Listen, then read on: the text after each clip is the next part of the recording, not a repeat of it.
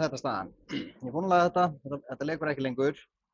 Það lekur smá framhjá hérna sem að gerir þrýsting upp í þennan sem er allt í lagi. Ég væri til að hafa það ekki þannig en þá þarf ég að kaupa betra svona tæki.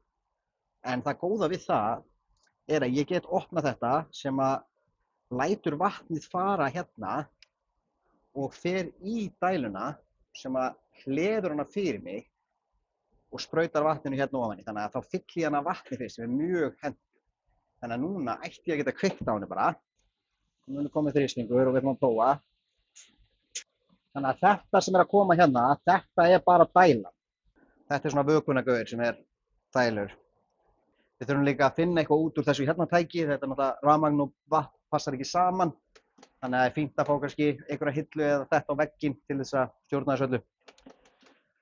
Og víst að takkin er líka svona leiðilegum stað, þá hugsa ég eftir að setja þetta bara á vegginn, setja einhvers konar takka á þetta, þannig ég get bara haft hann í gangi og slökkt hér.